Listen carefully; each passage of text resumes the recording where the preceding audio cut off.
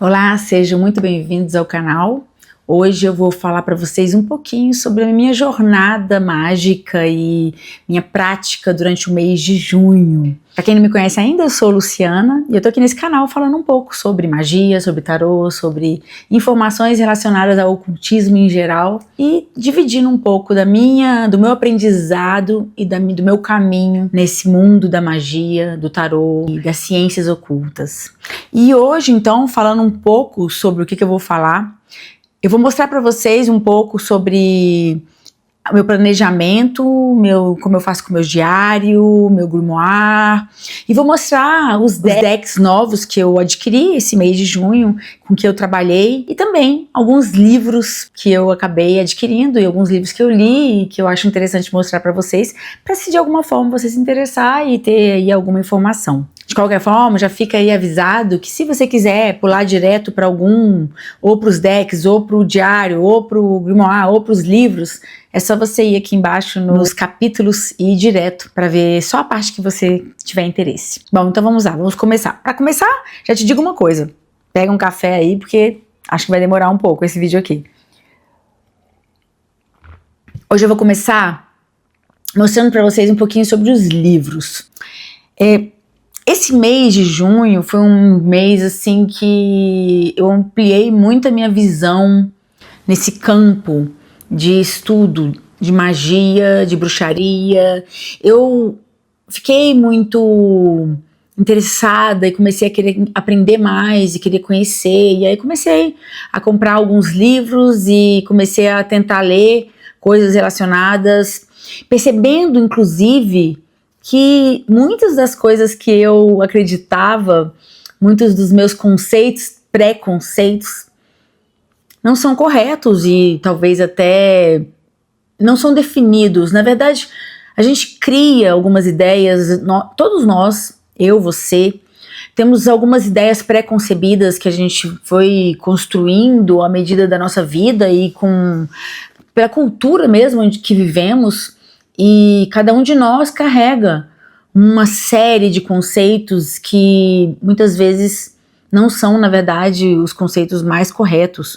Ou talvez até sejam, mas que existam outros milhares de conceitos diferentes do que a gente acredita e que também são aceitos. Eu pude perceber que, começando a ler sobre a história, o que eu comecei a pesquisar? Eu comecei a pesquisar um pouco sobre bruxaria, né? Sobre o que seria bruxaria, o que é uma bruxa. E comecei a querer entender um pouco mais da história. Comecei a buscar mais da história. Para isso eu entrei na internet e procurei os livros mais conceituados, os mais famosos. Eu sigo também uma pessoa que fala de livros, né? Livros de bruxaria. E quis ler e entender um pouco sobre os conceitos. E foi aí que eu comecei a comprar e a olhar alguns livros, né, que eu achava interessantes. Li muitos deles e li bastante, não todos, mas li um bocado. No mês de maio eu já tinha começado, eu cheguei a terminar de ler os livros que eu tinha até apresentado no vídeo, livros de base para o que seria, né, consideradas regras da magia, vamos dizer assim. E aí eu quis começar a ler um pouco mais sobre história, sobre entender um pouco mais dessa visão que nós temos do que é ser bruxa, dessa história dos tribunais, dessa história do que aconteceu com as bruxas. E aí, bom, eu cheguei a algumas conclusões, mas não muito definidas. Talvez a principal conclusão que eu tenha chegado é de que as pessoas não sabem o que é uma bruxa, o que é bruxaria. É um conceito extremamente, assim, meio nebuloso, meio abrangente. Claro que existem algumas religiões e algumas definições por parte de algumas pessoas. Mas quando você começa a olhar, os livros, eles em si não são tão claros.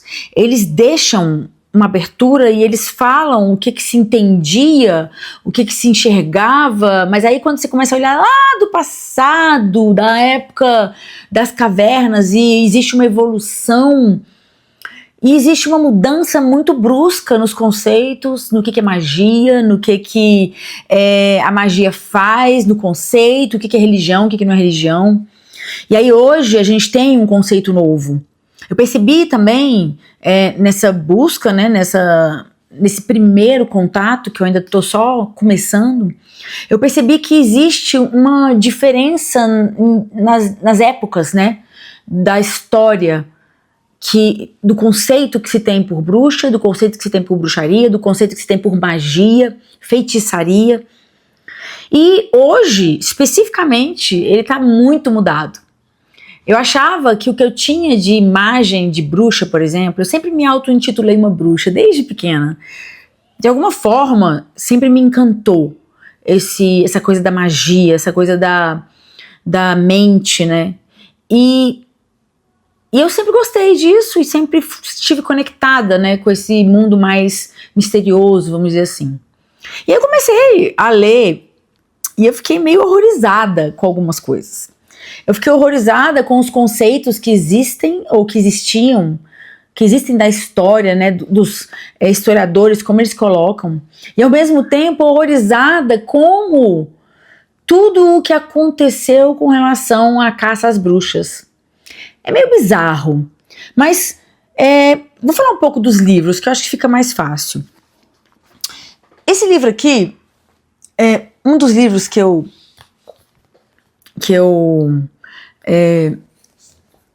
li, né? Foi esse aqui. E é um livro pequenininho, interessante, e é um livro que fala um pouco, uma análise, eu diria que é uma análise assim, meio... o autor, ele faz uma análise de situações, situações de coisas vividas, né, durante a história, e ao mesmo tempo ele faz algumas análises, e uma delas que eu achei mais interessante, que ele começa a analisar, é como que no passado, na época das caças às bruxas, como que as pessoas acreditavam e chegavam a queimar as tidas como bruxas, porque elas falavam algumas coisas muito surreais, assim. Falavam que no livro fala dos depoimentos, fala de interrogatórios, né? Então, muitas bruxas, tidas como bruxas, foram condenadas e executadas porque falavam que se transformavam em animais, porque falavam que voavam de um telhado para o outro, porque falavam que tinham relações sexuais com o diabo. E assim, é surreal. E aí, a gente fica assim, eu fico impressionada, né, com esse tipo de coisa. E aí esse livro, ele começa a fazer uma análise do porquê que as mulheres, ou especialmente as mulheres, né, que eram tidas como bruxas, por que elas falavam essas coisas e como que elas acreditavam nisso. E aí ele fala sobre isso, ele vai trazendo algumas informações, ele faz algumas análises, e achei muito interessante. Eu ainda não terminei, tô assim, bem encaminhada nele, mas eu achei bem legal esse livro aqui, eu achei interessante a forma de enxergar e de colocar. Esses outros dois aqui, ó, esse aqui é um livro bem conceituado de história, né, da bruxaria. E, outra coisa, eu vou colocar depois esses livros aqui embaixo, tá, aqui nas descrições, para que vocês possam ler também, se vocês tiverem interesse. E aí, nesse livro aqui, ele coloca um pouco sobre o conceito de bruxa, o conceito de feiticeiro, o conceito de feiticeira. Fala um pouco de uma forma bem antropológica, eu achei isso aqui, sabe? É um livro mais chatinho de ler. O conceito que existe, o que me deixou chocada, foi que o conceito que existe de bruxa é muito ruim. Na verdade, é um conceito de pessoas que fazem coisas ruins. Tem até um aqui, inclusive esse aqui também é um livro de... o autor desse livro aqui é um autor muito famoso. Ele tá vivo, inclusive, ainda. Ele é o mesmo desse livro aqui, ó. O nome dele aqui tá melhor para ver. É Ronald Hutton. Inclusive no YouTube você vê ele falando, ele é um professor, um historiador muito famoso, e ele escreveu esse livro aqui de história, ele é muito famoso pela história, e ele coloca também a rotina, o que você acreditava, fala de todos os tempos, e ele fala coisas bizarras sobre como as bruxas eram consideradas. E aí ele fala também dos dias de hoje, né, de como que mudou isso, mas ele coloca que a bruxa, ela era tida como, na verdade, alguém que usava de magia e feitiçaria para conseguir um benefício, mas que ela fazia o mal. Era um conceito, né, que existia. Eu acho interessante isso, porque muita gente acredita, né, eu acreditava que a bruxa, ou até hoje acredito, porque eu tenho meu próprio conceito.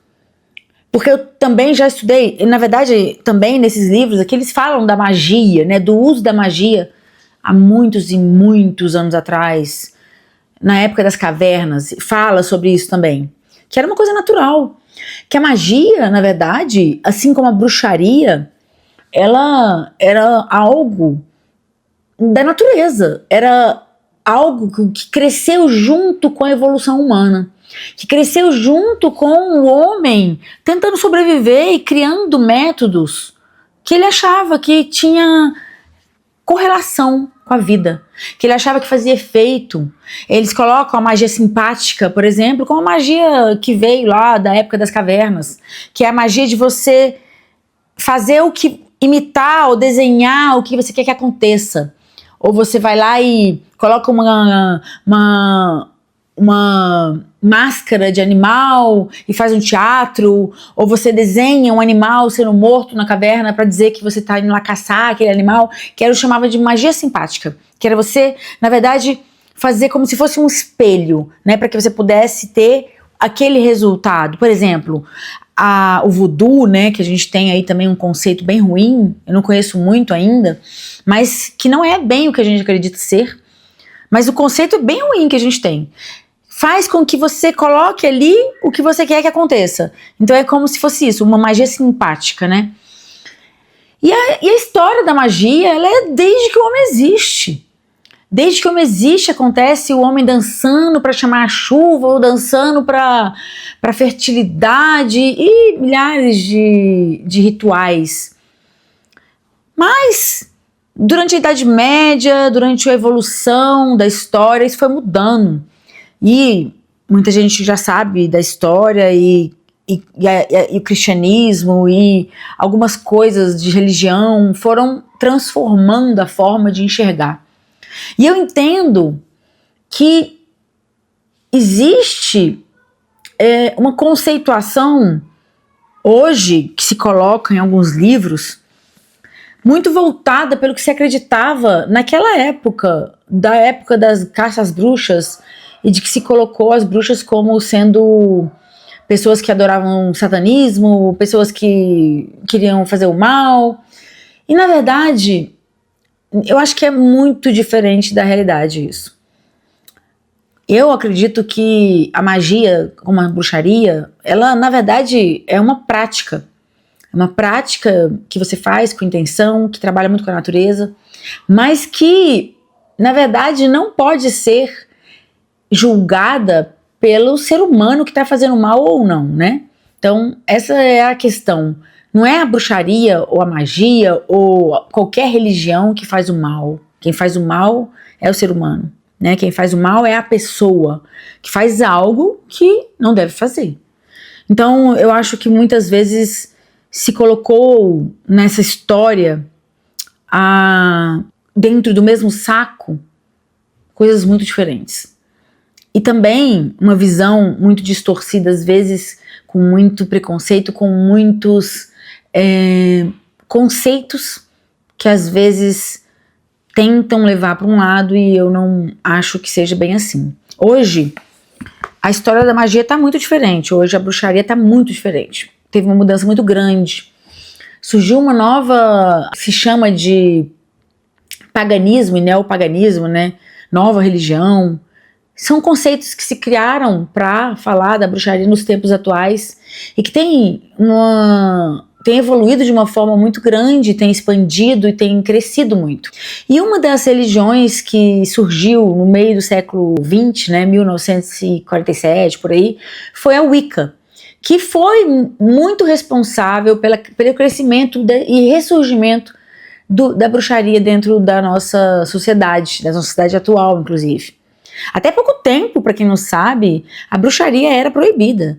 Né? No meio do século é que deixou de ser proibida na Inglaterra e nem sei se ainda é em algum lugar, mas esse livro aqui fala exatamente sobre esse surgimento da Wicca, que é uma religião moderna, que foi criada por Gerald Gardner no meio do século e que tem uma origem moderna, né? E ela é do meio do século e de lá para cá, não é algo que veio da ancestralidade, como se tentou dizer. E esse historiador, ele fala muito disso e ele traz toda essa história, todo esse conceito. É um livro também muito conceituado. Eu ainda não li, eu li um pouquinho, algumas páginas, mas eu só sei do que se trata, ainda não consegui ler. Esse aqui eu também não terminei ainda, né? Então eu tô no processo. Mas é um livro que eu vi que é muito falado e eu acho que é bem interessante. Bom, além desses, eu também comprei esse aqui, comecei a ler, mas também não evolui ainda, não tive tempo, porque é muita coisa, né? Não tô conseguindo. Mas é a minha intenção, tá lendo esse daqui, que é um livro que fala sobre grimoire, que fala sobre esse registro que acontece na história, né, da magia, que é registrar em livros de magia, que são os, vamos dizer, também chamados de livro das sombras, que são livros que você coloca, na verdade é um livro de receitas, que você coloca as suas receitas de magia, e antigamente, quando era uma coisa muito misteriosa, né, essa questão da bruxaria ter ficado muito tempo sendo perseguida, durante muito tempo sendo proibida, muitos dos grimoires, dos registros eram feitos de uma forma muito sigilosa. E aí, também é uma coisa que eu acho bem interessante, que fala um pouco da história junto com a história dos grimoires, desde antigamente até os dias de hoje.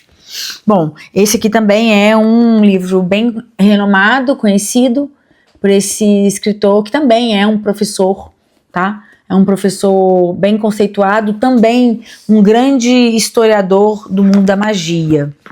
Bom, deixa eu tirar isso daqui. Além disso aqui, além desses, eu comprei e comecei a estudar.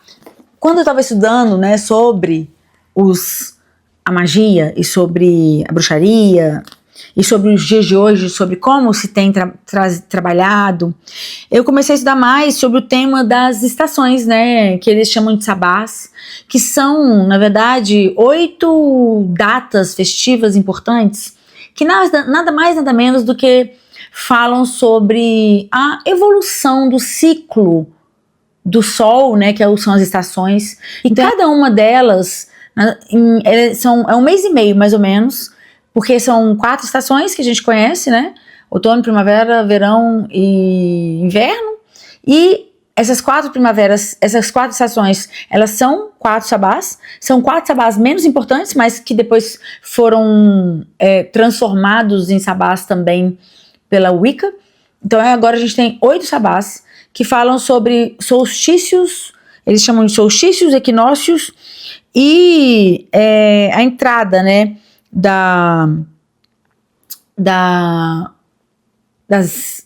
de quando começam as estações. E aí, eu comprei esse aqui, que é a Yule. Yule é a estação do inverno, como eles chamam de estação do inverno. E é tipo um livrinho que fala sobre como é que se vive e quais as práticas mágicas, quais são os rituais, quais são as tradições relacionadas com o inverno. Ele é mais baseado no hemisfério norte, e então ele traz muita informação do inverno voltado com o Natal, mas ele traz também informações voltadas para o frio, né? Achei legal, achei bacana, eu gosto, e eu tenho gostado de perceber essa questão das estações. Porque o que acontece? A bruxaria, como a bruxaria atual, moderna, que é talvez a que eu mais me conecte, ela é muito voltada para a natureza, para as forças da natureza, para a energia, para você estar presente, né, no momento presente, você vivenciar, viver o seu dia a dia com mais conexão com a vida, com as forças da natureza, com as energias. E aí, as estações, elas fazem isso, elas na verdade fazem com que nós, que estamos às vezes muito perdidos no mundo moderno, do dia a dia, que a gente pare um pouco para pensar e olhar para a natureza. E eu achei que olhar para essas estações, ela traz uma oportunidade, chama atenção pra gente, para esse momento que é essa mudança, né? Então, quando muda do inverno, do outono para o inverno, depois quando vem a primavera, depois quando vem o verão, muita coisa muda. As flores mudam, a vegetação muda, a energia muda, o tempo muda, o clima muda. Apesar de que aqui no Brasil é menos, não é tão forte, ainda assim a gente percebe, né?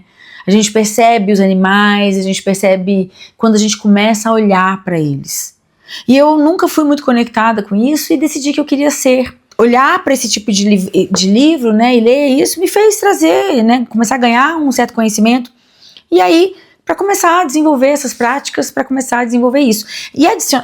Junto com isso, também comprei esse almanac que fala meio que a mesma coisa, só que ele mostra as datas, e ele bota as datas do ano, falando de cada dia, fala de luz, fala das cores, fala da energia, e eu achei bem bacana. E eu tenho tentado trabalhar com isso.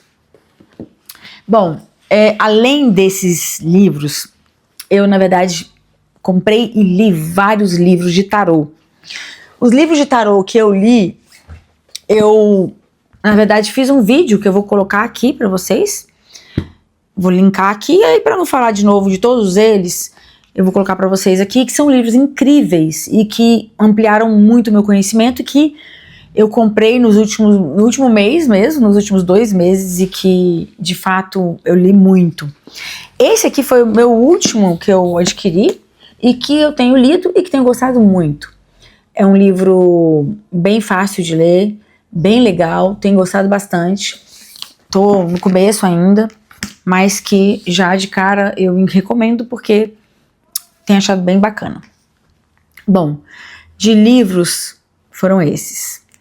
E agora vamos falar vou deixar os decks por último, tá? Então agora eu vou falar um pouco de Grimoire. Eu não fiz muita coisa com o meu Grimoire. Eu tenho, né, esse meu livro aqui. E no final das contas esse mês de junho eu não fiz tantos rituais. Eu fiz alguns, mas poucos, mais rituais de proteção e de acender uma vela, fazer um pedido, algumas coisas assim nesse sentido, mas eu trabalhei também com a energia da entrada do inverno, né? E aí foi o que eu coloquei aqui. Eu acho que eu vou virar a câmera pra gente falar mais olhando aqui pra mesa, que eu acho que vai ser mais bacana pra vocês olharem o que eu escrevi, como que eu escrevi aqui, e também mostrar pra vocês os meus decks de tarô, que são lindos e que estão imperdíveis. Muito interessante falar, até, como eu estava muito na pegada de decks de história, né, eu adquiri 2 decks aqui que são bem voltados para história. Vou mostrar para vocês já já. Bom, então, aqui eu tenho meu grimoire. Esse mês, eu comecei tarde a escrever nele. Eu comecei, já era o quê? Era o meio do mês, ó. Nesse meio do mês, então, eu comecei a olhar um pouco sobre o tema das estações do ano. Aprendi também algumas questões sobre proteção, eles chamam de casting the circle, que é quando você vai fazer algum tipo de feitiço, você tem que fazer um cerco, né, de proteção. Então isso aqui na verdade são algumas informações importantes para quando a gente vai fazer um ritual. E aí eu registrei aqui, na verdade aqui, isso aqui foi um pouquinho antes. E aí eu registrei aqui, né, essas informações que são informações extremamente importantes quando a gente vai trabalhar com energias, né, com energia de espiritual, quando a gente vai trabalhar com energia de ritual, de magia, é a gente trabalhar mesmo com uma proteção espiritual, uma proteção energética. E aí eu escrevi como é que a gente faz, eu escrevi como é que faz com relação a diferentes vertentes, né, da bruxaria. Aí eu comecei a colocar também a roda do ano, né, que são exatamente essas estações que eu comentei com vocês. Eu escrevi aqui algumas, né, que foram as que já passaram, as últimas que passaram, né, Xamã, eu não sei falar isso aqui, Xamã, acho que é Xamã. Foi uma delas, que foi agora no comecinho de maio, e é tida como a primeira é a última, né, do ano, e aí vem para Yule, que é a do inverno, que é a que nós estamos, que é quando, o que representa esse Yule? Yule representa o dia, é o solstício de inverno, e é o dia, a data do Yule, é o dia onde você tem a noite mais longa do ano. Então, a gente, no começo de junho, digamos assim, na verdade em maio já, começa no outono, né? Começa a diminuir, os dias começam a diminuir, porque quando a gente tem outono, nós temos o dia e a noite iguais. E aí, a noite começa a diminuir. A noite vai começar contrário, o dia começa a diminuir, vai diminuindo, ou seja, o sol vai se recolhendo, vai diminuindo, até que ele chega no inverno. Você tem o ápice do sol, menos tempo pra gente, né, no dia. Então o nosso dia fica o mais curto possível e essa nossa noite fica o dia mais longa possível. Então no dia de Yule é exatamente o dia onde você tem a noite mais longa, ou seja, é o período mais, vamos dizer assim, escuro que existe. E aí, quando você vira, né, passa no Yule, começa agora de novo o sol a crescer.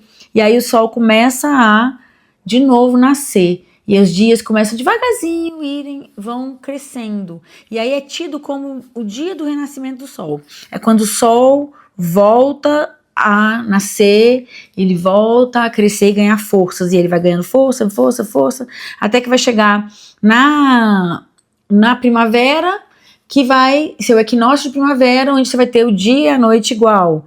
E aí depois vai começar a aumentar o dia, até que chega no verão, que tem o maior dia do ano. Interessante, né? E aí eu fiquei estudando sobre isso, estudei sobre os sabás, sobre Yule, aí eu escrevi algumas das tradições, né, dessa entrada, desse solstício de inverno. Escrevi alguma coisa das outras aqui também, nesse grimoire. Então eu foquei mais nessa parte das estações. E aí não escrevi mais nada. Com relação a diário, né, eu já escrevi um pouquinho mais. Então, o que eu fiz de importante no Yule? Eu montei um altar para mim, com base nas informações que eu vi, nas conexões, nas correspondências. Então eu coloquei as pedras, os enfeites, as cores relacionadas com a estação de inverno. E aí eu coloquei no meu altar essa correspondência para ter aquilo me lembrar dessa estação, desse momento, né, do que a gente está vivendo. Então eu tenho achado muito interessante, que eu olho, me lembra, e eu tenho sempre me lembrado do assunto, sempre me lembrado do momento. E aí no dia, né, da passagem, né, no dia do solstício mesmo, eu fiz uma tiragem de tarô, e eu acho interessante, né, é interessante fazer sempre uma tiragem no dia que acontece o sabá. E aí eu anotei aqui no meu diário. Então aqui, por exemplo, ó, eu tirei muito tarô, eu sempre uso muito tarô, eu tenho um ritual diário, todos os dias eu tiro, nem que seja uma carta, ou de manhã, ou de noite. Eu sempre tenho meu ritual, eu tenho gostado muito de fazer um ritual matinal, me traz muita conexão, me traz muita paz mesmo. E aí, assim, eu tiro uma carta, às vezes 2, às vezes 3, quando eu preciso. Às vezes eu nem pergunto nada, só vejo qual é a energia, mas muitas vezes eu não tenho escrito porque não dá tempo, né? Às vezes a gente tem a vida corrida, às vezes eu não consigo escrever, e aí nem sempre eu registrei. Eu registrei aqui as que eu achei mais interessantes e que eu tive vontade e tive tempo. E aí eu escrevi algumas aqui, ó. Então no dia dos namorados eu botei uma, aí no dia seguinte, ó. Aí no dia do Yule eu fiz uma tiragem, foi bem bacana inclusive essa tiragem. E aí depois eu escrevi outra aqui, uma outra. Escrevi algumas, mas não foram muitas. Foram poucas que eu botei aqui. Eu gosto sempre de botar bonitinho, desenhado, né? Que me dá mais prazer. E eu acho que a gente tem que fazer as coisas que dão prazer na gente, né? E aí, aqui já é julho. Julho até escrevi mais até do que junho. Bom, vamos agora olhar um pouquinho aqui, rapidamente. Mostrar pra vocês um pouquinho sobre como que eu faço a minha agendinha. Uma sugestão, quem às vezes você acha interessante. Eu, na verdade, tenho 2 agendinhas, não é nem só uma. Eu gostei muito dessas agendinhas. Eu comprei elas na Amazon. Posso linkar aqui pra vocês. Eu amei, na verdade. Eu não sou muito de agenda, não sou muito de escrever e obedecer. Normalmente eu não obedeço. Eu até escrevo, mas não obedeço. E essa aqui eu tenho gostado porque ela é meio versátil. E sabe uma coisa que me irritava muito de agenda? Talvez você tenha esse problema também. Me irritava eu não estar com nada na agenda. Eu abri aquela agenda em branco. Porque, tipo, compra agenda, mas não usa. E normalmente aquela agenda grande, né? E essa agenda aqui, ela é legal porque ela tem algumas... primeiro que aqui ela não coloca a data, não. Aí você pode colocar. Ó, aqui eu ainda não tava conectada com esse negócio de botar bonitinho, não. Aí agora, ó, como é que eu tô colocando. E aí, isso me dá um prazer. E eu gosto de olhar a agenda, eu gosto de curtir, eu gosto de desenhar. Ó, essa aqui não fiz nada, já acho ruim, dá uma olhada aqui, não fiz nada. Inclusive em junho, ó. Essa aqui. Essa agenda daqui é uma agenda mais de trabalho, no sentido dos restaurantes, das coisas que eu tenho que fazer no dia a dia, de uma forma mais de responsabilidades diretas. E aí eu boto aqui enfeito. E aí só de enfeitar, já não me sinto com aquela obrigação de fazer algo muito cheio, né? Eu coloco só as coisas mais importantes, alguma reunião, esse aqui eu já não coloquei, nem sei porquê. Aí eu coloco as coisas mais importantes, que eu lembro, ó. E aí tem sido bem legal, eu tenho gostado e tenho conseguido usar. Inclusive, ó, que já esse aqui desse mês, esse aqui eu já não enfeitei, ó. Já acho ruim de não ter enfeitado. Vou enfeitar ainda. E essa daqui já é uma que fala mais sobre as postagens que eu tenho feito aqui no Instagram, aqui no YouTube. Fala alguns projetos que eu tenho que não são dos restaurantes, né? Que eu trabalho com restaurante, mas que não são de restaurantes, são outros projetos. Então eu coloquei separado aqui para poder não misturar. São projetos mais particulares, assim, no sentido de pessoais meus. E aí eu coloco aqui, coloco algumas ideias, e eu tenho achado muito legal, e tem me ajudado bastante isso aqui, tenho gostado. Fica aí a dica. Bom, então vamos agora para os decks. Como eu comentei com vocês, eu fiquei muito conectado com esse negócio da história, né? Então comecei a estudar muito a história do tarô, a história da magia, a história de várias coisas, e tenho me aprofundado. E aí, nisso, até fiz um vídeo de história que eu botei aqui no Instagram. Instagram não, no YouTube. E aí, um dos que eu comprei foi esse tarô aqui, que é lindo, que eu gostei de ter, gostei de comprar, até porque eu tô colecionando tarô, mas que é gigante e quase que não dá pra jogar. Porque minha mão não dá conta de embaralhar. Pra embaralhar ele tem que ser tipo assim, fazendo assim. Porque realmente é gigante, né? Uma carta gigante.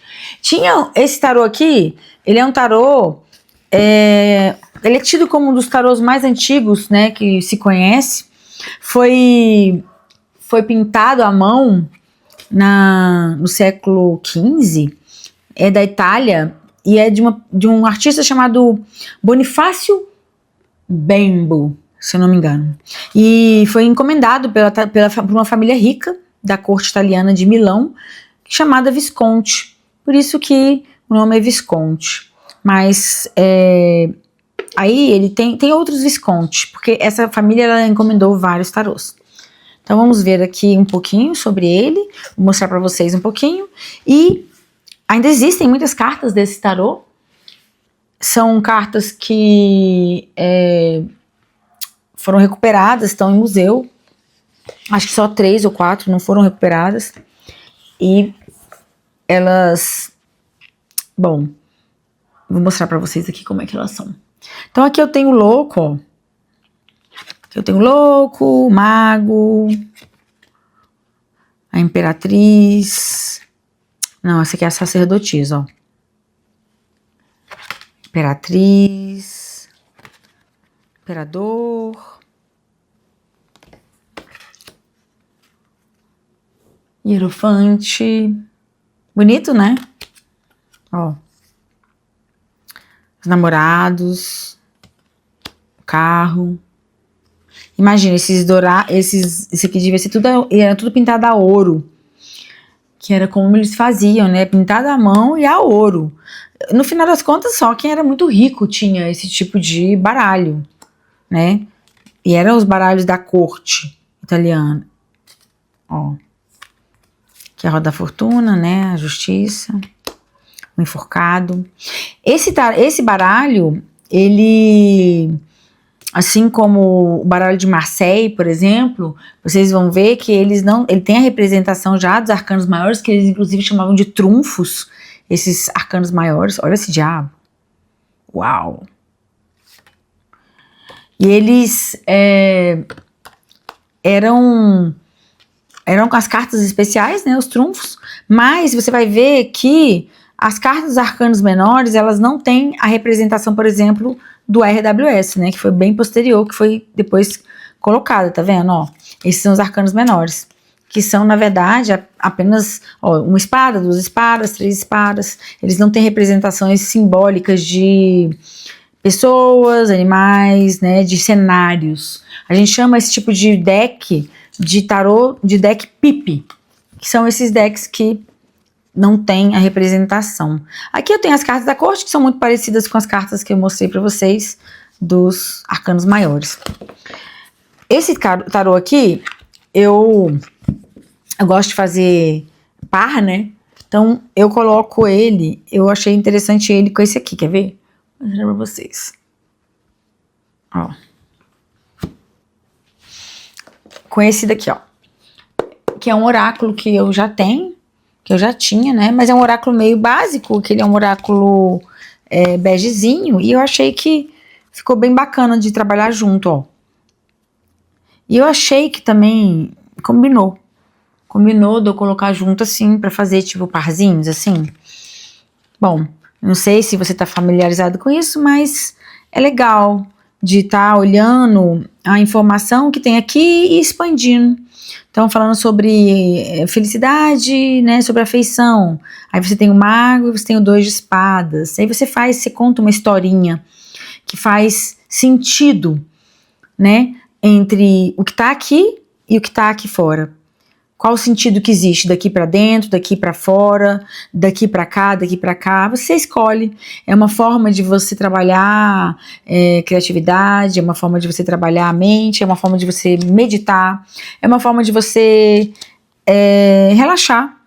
Às vezes, trocar uma tarefa para outra, você simplesmente faz esse exercício, vai olhando, deixa a cabeça devagar. Normalmente, quando a gente vai fazer isso, a gente embaralha as cartas, né, e coloca e vê as mensagens que aparecem. Então, é interessante e lindo, né, esse tarô. Só que, olha só, não dá pra poder embaralhar. Pra embaralhar ele tem que ser assim, ó. Fazendo assim, senão não tem jeito. Bom, ainda seguindo nesse conceito de história, eu também comprei um outro, que também é um baralho histórico, um baralho bem antigo, que é esse baralho que chama... Quer ver? Vou mostrar aqui pra vocês. Vou guardar isso aqui pra poder não fazer uma super bagunça. Que chama esse aqui, ó. Solabusca. Que também é antigo. Se eu não me engano, ele é do final... Ó, Tarot Masterpiece of Italian Renascença. Eu acho que ele é do século XIX. E ele já começa a ser um pouquinho diferente. Esse tarô aqui, ele inclusive, eu li que foi um dos tarôs que influenciou o Edward Waite, né, e a Pamela Smith a fazer o tarô que a gente conhece do RWS, que tem as informações dos arcanos menores. Você vai ver aqui, quer ver? Você vai ver que os arcanos menores dele já possuem uma representação muito mais rica, olha só. Tá vendo? Esse aqui já é 2 de espadas, ó, você já tem pessoas. Ou você já tem aqui as espadas furando um coração. E eu acredito que é desse tarô que vem essa informação. Eu acho, né? Tô chutando, na verdade, isso aqui. Mas como esse visual aqui é um visual que tá no tarô da RWS e que eu sei que o RWS, ele se inspirou nesse tarô aqui. Ó, tá vendo? Você tem já, ó, esse aqui já é mais pipe, ó. Mas aqui você já vê, ó, 4 com pessoas, ó. Aí você tem aqui já alguma representação, ó. Um pouco mais de representação nos arcanos menores. Olha aqui, 3 de ouros.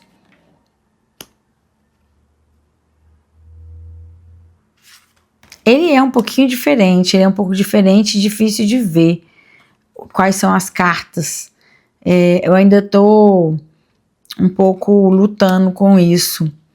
Eu ainda não consegui estudar ele de uma forma muito perto, não. Ele tem uma explicação ali no livrinho, é uma explicação já mais detalhada, mas você vê que ele é muito diferente do que a gente está acostumado, né? As cartas, ó, esse aqui é um arcano maior, mas é uma carta do diabo pra gente. Ele tem um nome também para cada uma das cartas dos arcanos maiores, é diferente do que a gente está acostumado. Mas ele é bem bonito, né? E eu achei bem bonito. Em algum momento eu vou começar, na verdade, como que eu vou fazer para estudar esse tarô? Eu até vou estudar esse tarô agora, nesse mês de julho, né? Porque ele é lindo e merece. Olha como é que eu vou fazer. Vou fazer do mesmo jeito que eu comentei com relação o anterior. Eu vou embaralhar ele e vou fazer os 2 montinhos e vou fazer os pares. E é uma forma legal de conhecer as cartas. Porque aí a gente coloca aqui e aí a gente vai olhando os significados, e aí vai olhando. Aí eu gosto de aprender assim. Quando eu tô a fim de não pensar em nada, então eu tô a fim de deixar só a minha mente voar, eu faço isso. Aí eu também peguei um oráculo que eu já tinha, que eu achei que combinou também.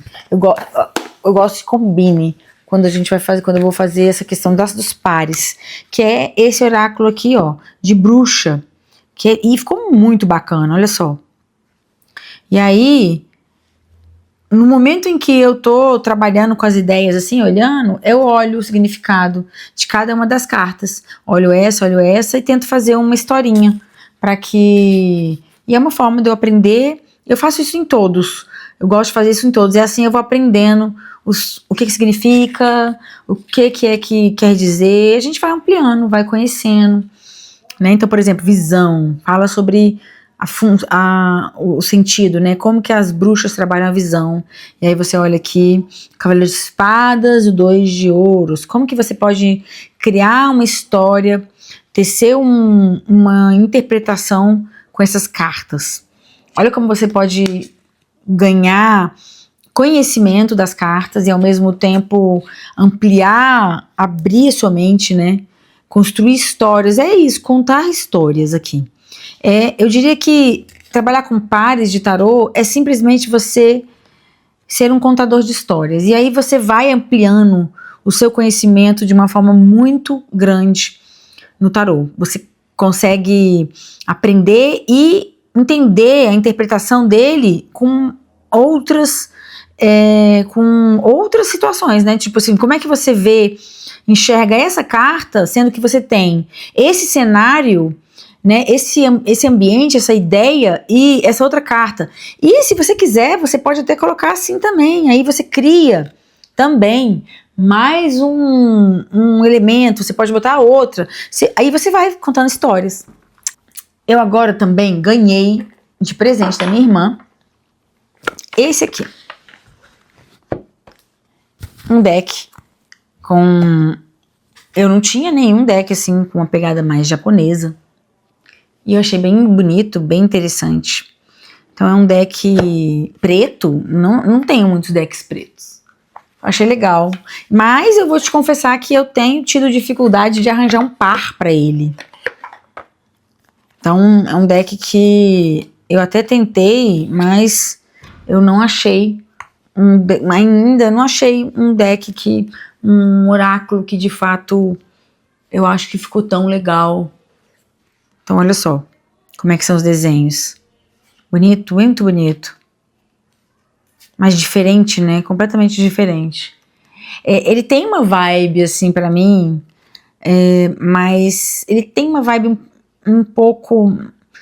Não chega a ser dark, porque não é dark. É lindo e não é dark. Talvez porque ele seja preto, talvez porque ele use tons assim meio preto, meio... eu nem sei como se diz esse tipo de... É tipo mangá isso aqui, não sei dizer. Mas eu acho que ele tem uns tons escuros, né, um contraste grande. E aí eu achei que ele tem um pouco de algo meio obscuro, assim, meio mistério. Mas não um mistério no sentido de sombra, mas algo assim mais, talvez, mais sério, vamos dizer assim, talvez. Não sei qual que é o oráculo que vai combinar com ele. Ainda não sei. Eu até pensei em alguns aqui, mas vamos olhar aqui, quer ver? Não sei se vai combinar. Ainda tô na dúvida. Até acho que ele talvez fique interessante com esse meu bege, porque parece que esse meu bege, ele é meio que um combina com tudo, tipo assim, tá vendo? Ó, até combina, né? Ele meio que combina com tudo, esse aqui. Também. Acho que funciona, pensando bem. Mas pensei também nesse aqui, quer ver? Também nesse aqui que eu acho que pode funcionar também. Que é um deck de bruxas que eu tenho, que ele tem poucas cores e é mais claro. E aí, isso faz com que fique mais harmônico e fica mais interessante.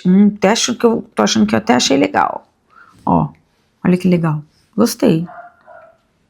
Gostei, porque a estética dele é desenhada, né, também, e ao mesmo tempo, ela também tem cores meio com tons de contraste fortes, né, achei que combinou. Ó, olha que legal. É legal quando a gente tira, por exemplo, umas cartas, olha que combinaram, de fato, combinou. Olha que legal. Ele tem o branco, né, as flores brancas, a lua branca, os vermelhos aqui, né, um vermelho parecido. E aí comunica bem. Vamos ver aqui. Esse já menos, ó. Já não tem as cores iguais, mas mesmo assim eu achei que tá bem harmônico. Esse aqui tá mais harmônico, né? Esse aqui não tem tanto verde. Ó. Achei que combinou. Talvez tenha algum que seja melhor, não sei. Mas eu achei que deu certo aqui. Achei que ficou bonito. Vai ler legal. Então, esses dois aqui vão ser meus pares. E, por fim, deixa eu ver. Por fim, que eu deixei por fim, o que eu mais gostei de todos, eu acho. Bom, eu gostei de todos, na verdade, mas esse aqui, ele é um deck muito diferente. Eu até acho, vamos ver se também é outro que não tem par, porque eu não consegui fazer par com ele, não. Quer ver? Talvez ele fique legal com esse aqui também. Talvez. Vamos ver. Esse deck aqui. Esse deck aqui, ele é um deck super diferente. Ele me lembra o deck da Marie Altaro. Ele é um deck intenso. E ele é legal porque ele tem uma outra pegada. O Marie é de um jeito, e esse aqui ele tem uma pegada um pouquinho diferente, porque ele coloca, ele coloca como os naipes, né? São diferentes os nomes, eu achei bem legal. Ele trabalha com cartas dos sonhos para o que é de copas, ele trabalha com cartas de música para cartas de espadas, skins para cartas de paus e mel para cartas de ouros. Eu achei bem interessante. É um deck bem bonito. As cartas dele são de linho, gostosas, assim, ó, você vê, elas são bem gostosas. É mole, mas eu até prefiro as cartas mais moles do que duras demais, ou grandes demais, como aquele lá. Então, esse aqui, por exemplo, ó, ele é um tarô legal de embaralhar, quer ver? Aquele que é o último também é legal. Ó, esse é bem legal. Ele tanto é bom de embaralhar assim, que eu gosto. Eu trabalho com os dois tipos de embaralhar, assim, e também eu gosto, pra mim, né, quando eu vou jogar, embaralho assim, e eu gosto de fazer depois assim, ó. E eu gosto, e aí ele é bom também, ele é bom para as duas coisas. Aí a carta pula. E aí, ele é muito diferente, olha que doido que ele é. Então esse aqui é o 2 de paus. Olha, o louco, olha só essa carta. Olha que doida essa carta. Então ele é tipo assim, esse tarô é que tipo assim, você tá dentro de um sonho completamente doido. Aquele sonho que não tem nada a ver com nada, eu diria que esse aqui é o tarô do subconsciente. Tipo, você tá dentro do seu subconsciente, não tem nada de consciente aqui. E aí, olha só, essa aqui é a carta do diabo. Então, você meio que viaja, né? 4 de espadas, 8 de espadas, olha. 7 de copas, muito doido. 9 de espadas, rainha de copas, 2 de copas, olha que doido. No final das contas, ele tem realmente uma pegada meio louca, meio psicodélica, sei lá, mas que eu acho que quando você vai ler assim, ele entra muito nas feridas ou na questão, e ele acaba sendo muito, atinge em cheio. Claro que não é um deck para uma pessoa que está começando, não é um deck para quem não sabe ainda do simbolismo do tarô. Se pegar um deck desse aqui não vai entender nada. Então tem que ser, olha que doido. Tem que ser alguém que já sabe do tarô, né? É um deck para viajar na maionese mesmo. Olha que legal. Eu gostei, achei muito interessante. Gostei muito desse deck. Muito. E as leituras que eu... Inclusive a minha leitura de Yule foi com esse tarô aqui, agora que eu tô lembrando. Eu usei ele. Foi interessante. E é isso. Então esses foram os decks, né? E a minha prática do mês de junho. Eu li muito. Eu, na verdade, continuo nessa leitura porque comprei muitos livros e estou enlouquecida para ler todos eles. Muitos livros de tarô, muitos livros de magia. Não sei qual que eu leio primeiro. Esse é o meu atual drama. E é isso. E aí, bom, mês que vem eu mostro para vocês os livros deste mês.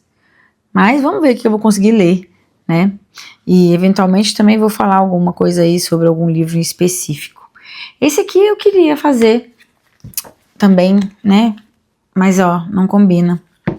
Esse aqui eu ainda vou penar. Eu realmente não sei qual que é o... Ó, tá vendo? Nenhum tá ficando legal. Esse aqui ainda vai levar um pouquinho mais de tempo pra eu descobrir qual que vai ficar legal com ele. Talvez esse aqui, deixa eu ver. Talvez. Mas mesmo assim não gostei não. Ele é muito diferente, né? Esse aqui. Bom, então vai ficar sem par por enquanto, tá em busca. Mas é isso então, gente. Obrigada por quem ficou até aqui. Vou colocar todas as informações que eu lembrar aqui, linkadas aqui para quem tiver interesse. Às vezes ficou meio confusa a minha informação dos livros, né? Mas eu vou colocar para vocês aqui embaixo. Quem tiver interesse, tá bom? Então, muito obrigada. Fica com Deus e até a próxima.